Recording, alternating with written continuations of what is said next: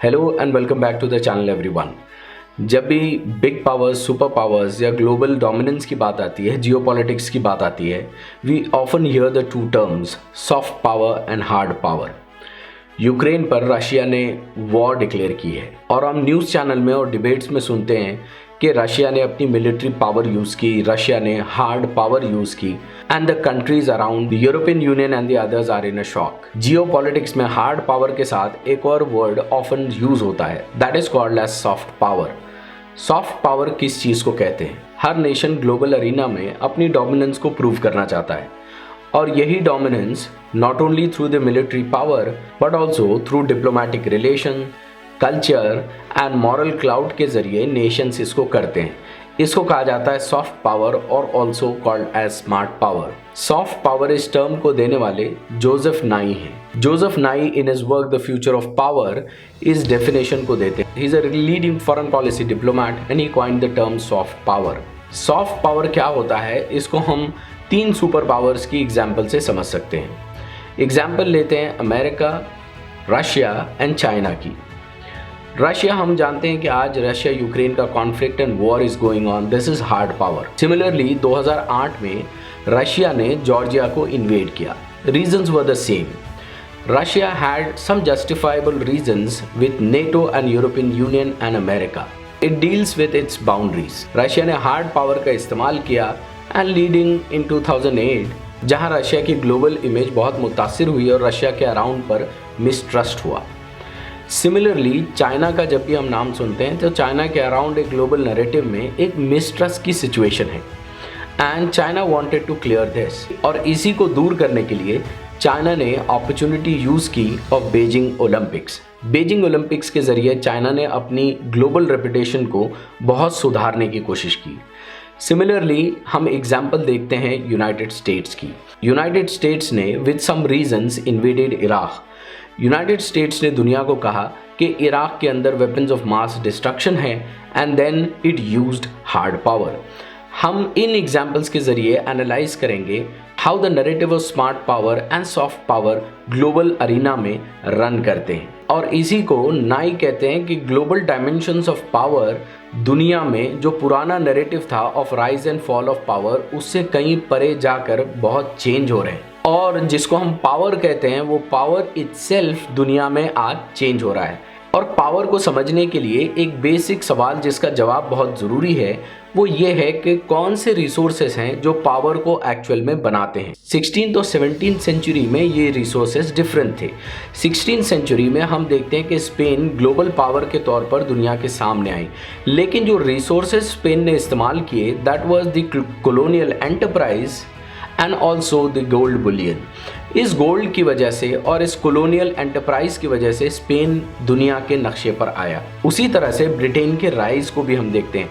Britain के rise की important वजह कॉलोनियल एक्सट्रैक्शन, कॉलोनीज से सारी वेल्थ को ला लेना, industrial revolution and third part is a very strong navy that it had. इन 3 चीज़ों ने मिलकर ब्रिटेन को एक ग्लोबल पावर बना दिया।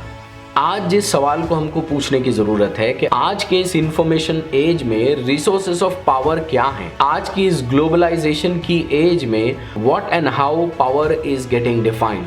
और इसी को नाई डिफाइन करते हैं। नाई इसको डिफाइन करते हैं 3 लेयर्ड प्रोसेस में। वो कहते हैं कि ये 3 लेयर का एक चेस बोर्ड है जिसके सबसे टॉप पर, सबसे ऊपर मिलिट्री पावर है, उसके बाद मिडिल में इकोनॉमिक पावर है। और इकोनॉमिक पावर के बारे में हम जानते हैं कि जिस तरह से कॉम्प्लिकेटेड इकोनॉमी जियोपॉलिटिक्स में चलती है, nations are dependent upon one another. और आज भी हम वॉर की सिचुएशन में देखते हैं कि बहुत सारी कंट्रीज या ग्लोबल पावर्स दूसरी कंट्रीज पर इकोनॉमिक सैंक्शंस लगाती हैं। इसकी वजह यह है कि money flows beyond boundaries. Number 3 या थर्ड लेयर जो सबसे नीचे आती है, नाई इसको कहते हैं डिफ्यूज पावर। डिफ्यूज पावर एक ऐसी चीज है जिसको किसी एक नेशन के पास कंट्रोल या उसके पास रखा नहीं जा सकता, वो नेशन की बाउंड्रीज को क्रॉस करती हैं। जैसे global capital flows, cyber world, cyber attacks, climate change, diseases, pandemics. और रिसेंटली हमने देखा किस तरह से कोविड-19 पैंडेमिक ने रशिया की बीजिंग ओलंपिक के बाद बनाई हुई इमेज को किस तरह से डिस्ट्रॉय कर दिया, किस तरह से चाइना को पूरी दुनिया शक की नज़र से देखने लगी। और इसी को नाई कहते हैं कि दो बड़े पावर आइडियाज में शिफ्ट हुए in this century. Number 1, power transition among states. Number 2, diffusion of power from states to non state actors like different NGOs, different environmental activists, the cyber world, the global narrative and the advent of social media। और इन्हीं सब चीज़ों को लेकर वो predict करते हैं कि आने वाली ये जो सेंचुरी है वो सेंचुरी रहेगी ग्लोबल राइज ऑफ एशिया की। 18th सेंचुरी को अगर हम देखें तो 18th सेंचुरी में Asia had lot of wealth and it had 50% of the world's population as well as 50% of the world's output। लेकिन सडनली कोलोनाइजेशन शुरू हो जाता है और एशिया से सारी वेल्थ उठाकर यूरोप और अमेरिका में ले जाई जाती है और इसी की वजह से और सडनली एशिया बहुत तेज़ी से वर्ल्ड स्टेज पर नीचे आ जाता है। नाई कहते हैं कि in the coming era this will be the era of rise of Asia. और वो ये कहते हैं कि पावर आज बहुत कॉम्प्लिकेटेड चीज़ है, ये इतना आसान नहीं है और किसी भी पावर को मेंटेन करने के लिए, उसको बनाने के लिए जो चीज़ की इम्पॉर्टेंट ज़रूरत पड़ती है दैट इज़ सोफिस्टिकेटेड नैरेटिव।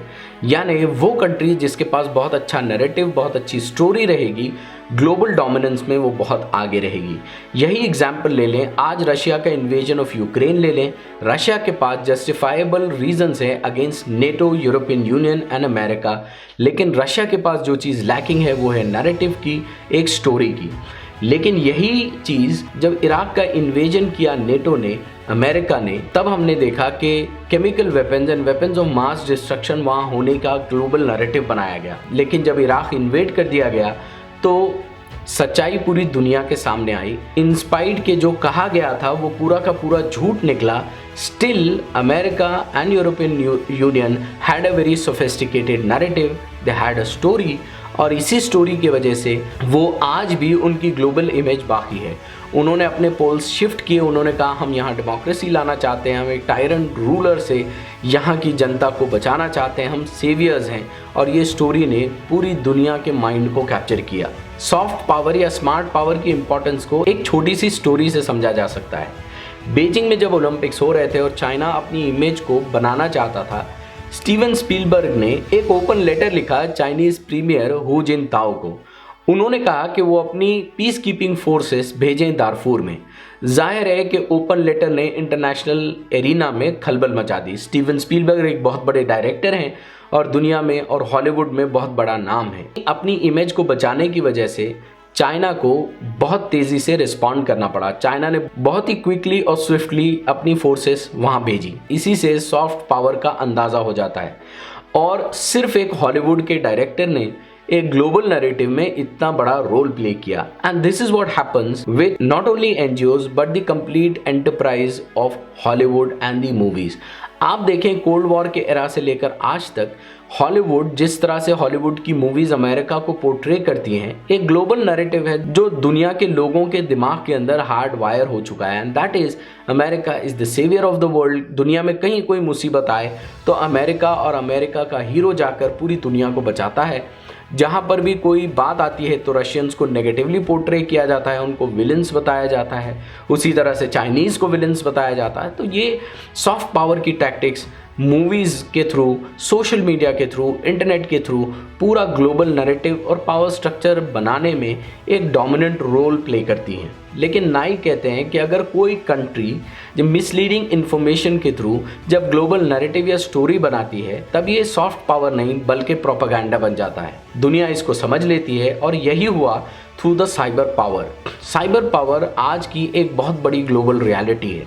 आप देखेंगे पूरा ग्लोबल नैरेटिव अगेंस्ट वॉर जो बनाया गया था उसको सिर्फ दो लोगों ने अमेरिका के इस नैरेटिव को पूरी दुनिया में तार तार कर दिया।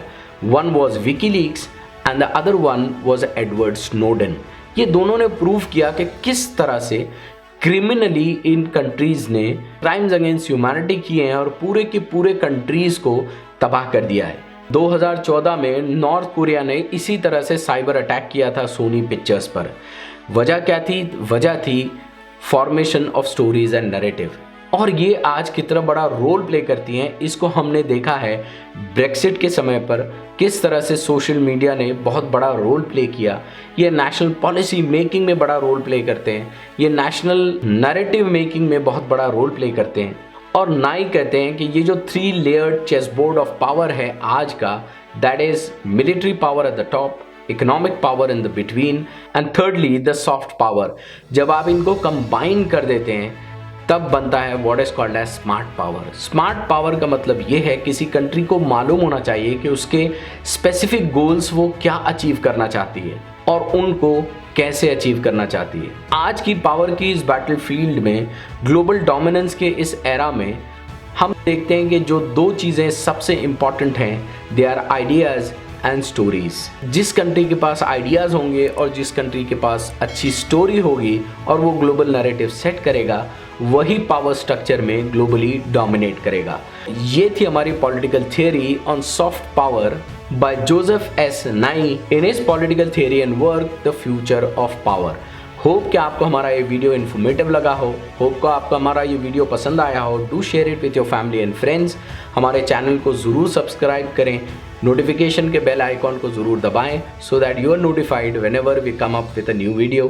Hope to see you soon in the next video. Till then, thank you very much.